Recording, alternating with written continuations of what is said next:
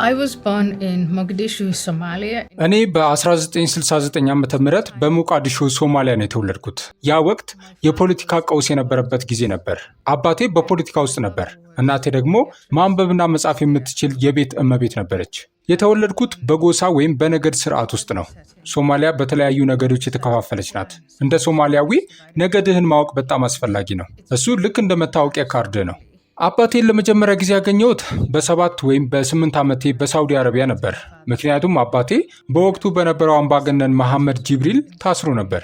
ስለዚህ የመጀመሪያዎቹ 8 ዓመታት አባቴ በወህኒ ቤት የነበረበትና እናቴ ኑሮን ለማሸነፍ የምትታገልበት ጊዜ ነበር። ትምህርት የተማርኩት በኬንያ ነው። እዚያ የእስልምና ሃይማኖት ትምህርትና የክርስትና ሃይማኖት ትምህርት ይሰጥ ነበር። ከነዚህም ውስጥ በሃይማኖት ትምህርት ክፍል ውስጥ ነው ለየት ያለ የሃይማኖት አቀራረብ ያጋጠመኝ። አንዲት መምህር ወደ ትምህርት ቤታችን መጥታ ለእኔና ለክፍል ጓደኞቼ ፍጹም የተለየ የእስልምና ጽንሰ ሐሳብ አስተዋወቀችን። እያንዳንዱ የሰውነታችን ክፍል ለወንዶች መነሳሻና ለጥፋት ምክንያት እንደሆነ፣ ስለዚህም እያንዳንዱ ክፍል መሸፈን እንዳለበት ትነግረን ጀመር። የአካል ክፍሎቻችንን ሌላው ቀርቶ ጣቶቻችንን እንኳን መሸፈን ብቻ በቂ እንዳልሆነ አስተማረችን። በድምፃችን እንኳን ለወንዶች መነሳሻ ልንሆን ስለምንችል መዘመር፣ መሳቅ ወይም ድምፅን ከፍ አድርጎ ማውራት መጥፎ እንደሆነ ነገረችን። ይህ በስም ብቻ ሙስሊም መሆን ሳይሆን እውነተኛ ሙስሊም መሆን የሚባለው መጀመሪያዬ ነበር። እውነት ከልባችሁ ይህ አገልግሎት ተጠናክሮ እንዲቀጥል ትፈልጋላችሁ? የምትፈልጉ በወርሃዊ 50 ብር መዋጮ አብራችሁን አገልግሉ። ተሳታፊዎች ጥቂት ከመሆናቸው የተነሳ መስራት የሚገባንን ያህል እንዳንሰራ እንቅፋት ሆኖብናል። ለመመዝገብ በዚህ ስልክ ቁጥር ማገልገል እፈልጋለሁ የሚል አጭር የጽሑፍ መልእክት መላክ በቂ ነው። ተሳትፏችሁ እጅግ በጣም ያስፈልገናል። ቻናሉን ሰብስክራይብ ያላደረጋችሁም አድርጉ። ቪዲዮንም ይጠቅማል ብላችሁ ካመናችሁ ላይክ አድርጉ። ስለ ተሳትፏችሁ እናመሰግናለን። My father then comes back to Kenya. I was 21. ከዚያም አባቴ ወደ ኬንያ ተመለሰ። በወቅቱ ዕድሜ 21 ወይም 22 ነበር። ለአንድ ሶማሊያዊ ሙስሊም አባት ደግሞ ያቺን ያህል ዕድሜ ያላት ሴት ልጅ ሳታገባ መቆየቷ ትልቅ ችግር ነው። ስለዚህ አንድ ከካናዳ የመጣ ሶማሊያዊ ዘመድ መስጊድ ውስጥ አባቴን ሲያገኘው እኔ ለእርሱ ተሰጠው። ለአባቴ አስፈላጊ የነበረው ነገር በወቅቱ የእርስ በርስ ጦርነት መኖሩ፣ ሰውየው አቅም ያለው ጥሩ ሙስሊምና የስጋ ዘመዳችን መሆኑ ነበር። ዘመዳችን ስለሆነም ጥሩ ይይዝሻል የሚል ዋስትና ነበረው። እኔ ግን አባዬ እኔ አልስማማም፣ ላገባው የምፈልገው ሰው አይደለም አልኩት። እሱ ግን ይህ የአላህ ፈቃድ ነው አለኝ። ከአምላክ ጋር ደግሞ መከራከር አትችልም። ዝም ብለህ ትገዛለህ፣ ትታዘዛለህ። ያ ብቻ ነው። ጋብቻው ተወሰነ። ይህ ሁሉ የጋብቻ ሂደት እየተከናወነ ሳለ በአእምሮዬ ውስጥ ይመላለስ የነበረው የእናቴ ህይወት ነበር። እኔ የእናቴን ህይወት መኖር አልፈልግም ነበር። በዕጣ ፈንታ ስደት እየደረሰብኝ እሷ በኖረችበት መንገድ መኖር አልፈለግኩም። ስለዚህ በ22 ዓመቴ ወደ ሆላንድ ወይም ኔዘርላንድስ ሄድኩና ጥገኝነት ጠየቅኩ። ነገሮች እንዴት እንደሚሆኑ ባላውቅም ሁኔታው ግን በጣም የሚስብ አማራጭ ነበር። ጥገኝነት ስጠይቅ ለ11 ሙሉ ወራት ያህል በጥገኝነት ጠያቂዎች ማዕከል ውስጥ ተቀመጥኩ። አባቴም በነገድ ስርዓቱ በኩል የት ናት ብሎ አጎቴን መጠየቅ ጀመረ። በሆላንድ ባሉ ሶማሊያውያን ሁሉ በኩል ሊከታተሉ ሞከሩ። ለአባቴ ለምን ይህን ምርጫ እንዳደረግኩ የሚገልጽ ይቅርታ የሚጠይቅና እንዳሳፈርኩ አውቃለሁ፣ ህጉን እንደጣስኩም አውቃለሁ የሚል ደብዳቤ ጻፍኩ። ደጋግሜ ይቅር እንዲለኝ ለመንኩት። እሱ ግን ደብዳቤን ገልብጦ በቀይ እስክሪብቶ በቁጣ ጻፈበት። ረገመኝ፣ ከቤት አስወጣኝ ወይም ልጄ አይደለሽም አለኝ። እናም በጣም መጥፎ ስሞችን ሰጠኝ። ይህ ደግሞ በነገድ ስርዓት ላይ ቀልድ እንደሌለ የሚያሳይ ነበር። እኔ ግን ያደረግኩትን አድርጌያለሁ። ኔዘርላንድስ በገባው በ4 ሳምንታት ውስጥ መንግስት የቋሚ ስደተኝነት መብት ሰጠኝ። ከዚያ በኋላ ወደ ኋላ አልተመለስኩም። በ2002 ዓ.ም በጉዳዩ ላይ በጥልቀት ካሰብኩ በኋላ ሙስሊም አይደለሁም የሚል ድምዳሜ ላይ ደረስኩ። ይህም ከቤተሰቤ ከነገዴና በኔዘርላንድም ሆነ ከዚያ ውጭ ካሉ ሙስሊሞች ጋር ትልቅ ቅራኔ ፈጠረ። ካደረግኳቸው መጥፎ ነገሮች ሁሉ ተብሎ የሚታሰበው ትልቁና የከፋው ይህ ነው። የነገድ አባላት እንኳን ይቅር የማይሉህ ብቸኛው ነገር እሱ ነው። እንዲያውም የነገዱ አባላት ለዚህ ድርጊት ሊቀጡ የሚገባቸው እነሱ ናቸው። ሙስሊም አለመሆኔ በይፋ ሲታወቅ፣ በተጨማሪም እስልምና በሴቶች ላይ ያለውን አያያዝ፣ ሽብርተኝነትንና የመሳሰሉትን በግልጽ ስተች ሰዎች ወደ አባቴ ሄደው አንድ ነገር ታደርጋለህ ወይስ እኛ እናድርገው አሉት። በሌላ አነጋገር አንተ ትገላታለህ ወይስ እኛ እንግደላት ማለት ነው። The first series of threats against my life. በእስላማውያን ለመጀመሪያ ጊዜ የግድያ ዛቻ የደረሰብኝ በ2001 እስከ 2002 አካባቢ ነበር። እሱም በቴሌቪዥን ቃለመጠይቅ ላይ ሙስሊም አለመሆኔን ስለተናገርኩ ነው። ከዚያም እስልምናን በይፋ መተቸቴን ቀጠልኩ። ጥቅምት 2002 አካባቢ ውጥረቱ እየጨመረ መጣ።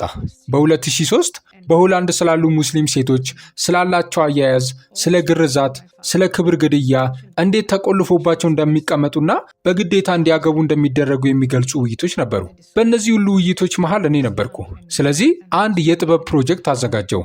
ማድረግ የፈለግኩት በቁርአን ውስጥ ያሉትን ግረፏት፣ ቅጧት፣ በግዴታ አግቧት የሚሉትን ጥቅሶች አውጥቼ በሴት ቅርጽ በተሰሩ አሻንጉሊቶች ወይም ሰው መሳይ ቅርጻ ቅርጾች ላይ መጻፍና በሄግ በሚገኝ ብሔራዊ ሙዚየም ውስጥ ለእይታ እንዲበቁ ማድረግ ነበር። ከቴዎ ቫንጎግ ጋር እንዴት እንደተዋወቅኩ አላውቅም። ቴዎ በጣም ታዋቂ፣ ለአንዳንዶች ደግሞ መጥፎ ስም የነበረው የሆላንድ ፊልም ዳይሬክተር ነበር። እሱም ሐሳቡን ለምን ለእኔ አታጫውችኝም? በአሻንጉሊት ፋንታ እውነተኛ የሰው ልጆችን ተዋናዮችን እንጠቀማለን አለኝ። እኔ ስክሪፕቱን ጻፍኩ፣ እሱ ደግሞ ቀረጻውንና ዳይሬክቲንጉን ሰራው። ይህ በነሐሴ 2004 ተላለፈ። በህዳር 2 ቀን 2004 ማክሰኞ ጠዋት ቴዎ ወደ ስራ እየሄደ ሳለ ገዳዩ ሽጉጥና ቢላዋ ይዞ በብስክሌት እያሳደደው ተኮሰበት። ቴዎ መንገዱን እያቋረጠ ሳለ ገዳዩን ስለዚህ ጉዳይ መነጋገር አንችልም ይለው ነበር። ይህ ንግግር በባህላዊ ግጭቶች ውስጥ መካከለኛ መፍትሄ ለመፈለግ መሞከርንና የእስልምናን ደግሞ ለማንም የማያመችና የማያስማማ ባህር የሚያሳይ ሆኖ ተገኘ። በቴዎ አስክሬን ላይ ማስታወሻ ትተው ነበር። ለእኔ ያ ማስታወሻ ፈትዋ ነበር። ምክንያቱም በመሰረቱ ይህንን ያደረግሽው አንቺ ነሽ፣ ለዚህም ቅጣቱ ይኸው ነው፣ በአንቺም ላይ ይፈጸማል የሚል መልእክት ነበረው። ቴዎ ህይወቱን ያጣው በዚህ አሳዛኝ ሁኔታ ነበር። And I put myself in this terrible position and I was really afraid. እኔም በዚህ አስከፊ ሁኔታ ውስጥ ሆኜ በጣም እፈራ ነበር። መጥፎ ሐሳቦች በአእምሮዬ ውስጥ እንደ ጎርፍ ይመላለሱ ነበር። በዚያ ላይ ኤፍቢአይ ደጋግሞ እየመጡ በአንቺ ላይ የታቀደ ንቁ የግድያ ሴራ አለ ይሉኝ ነበር። እነዚህን ጭንቀቶች ለመርሳት መጠጥ መጠጣት ጀመርኩ። መጀመሪያ ላይ 1 ብርጭቆ ወይን፣ ከዚያ 2። ነገር ግን ያንን ጭንቀት ለመርሳት ይበልጥ መጠጣት ነበረብኝ። ባጭሩ ወደ ሱሰኛነት እየተቀየርኩ ነበር። በመጠጥ ላይ ጥገኛ ሆንኩ። በመጨረሻም ወደ ማገገሚያ ማዕከል ለመግባት ተስማማሁ። እዚያ ስደርስ አንዲት ጎበዝ አማካሪ አገኘሁ። እሷም እያለፍሽበት ያለው ነገር መንፈሳዊ ባዶነት ይመስለኛል፣ ይዋ ሊደር እንጂ ለዚህ መፍትሄ መፈለግ ይኖርብሻል አለችኝ። ሁሉንም መንፈሳዊ አማራጮች ነገረችኝ። እሷ መንፈሳዊ ባዶነት አለብሽ ስትለኝ፣ እኔ ግን እስልምናን ትቻለሁ፣ ዳግመኛ ሙስሊም አልሆንም ብዬ አስብ ነበር። And I told her I'm an atheist, I'm an activist atheist. Like I've literally spoken to rooms full of people. እኔ አምላክ የለሽ ነኝ፣ ስለ ሃይማኖት መጥፎነት ለብዙ ሰዎች የምሰብክ ነኝ አልኳት። እሷም ምርጫው ያንቺ ነው፣ ነገር ግን አንድ ነገር ብንሞክር ደስ ይለኛል። እስኪ አምላክ ቢኖር ምን አይነት ባህሪያት ይኖሩታል ብለሽ የምታስቢውን ጻፊ አለችኝ። በዚያ ሂደት ውስጥ ስጸልይና የአምላክን ባህሪያት ስጽፍ ያገኘሁት ማንነት የኢየሱስ ክርስቶስን ማንነት ነበር።